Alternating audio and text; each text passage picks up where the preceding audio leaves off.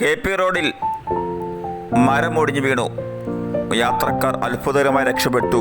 വാഹന ഗതാഗതവും തടസ്സപ്പെട്ടു. KP റോഡിൽ നൂറനാട് ലെപ്രസി സാനിറ്റോറിയത്തിന് മുൻവശത്ത് വെച്ചാണ് ഇന്ന് 11:30 കൂടി മരം ഒടിഞ്ഞു വീണത്. ശക്തമായ മഴയിലാണ് അപ്രതീക്ഷിതമായി മരക്കൊമ്പുകൾ റോഡിലേക്ക് വീണത്. ഈ സമയം ഇതുവഴി വാഹനങ്ങൾ കടന്നുപോയിക്കൊണ്ടിരിക്കുകയായിരുന്നു. സംഭവം അറിഞ്ഞ് നൂറനാട് പോലീസും കായംകുളത്ത് നിർത്തിയ അഗ്നിശമന സേനയും മണിക്കൂറുകൾ നീണ്ട പ്രയത്നത്തിനൊടുവിലാണ് മരങ്ങളുടെ ശിഖരങ്ങൾ വെട്ടിമാറ്റി ഗതാഗതം സുഗമമാക്കിയത്.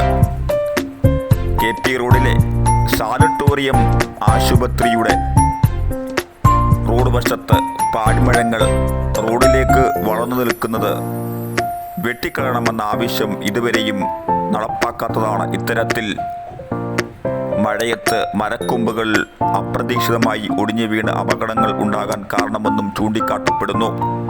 അടിയന്തരമായി അധികൃതർ നടപടികൾ സ്വീകരിക്കണമെന്നാണ് യാത്രക്കാരുടെ ആവശ്യം.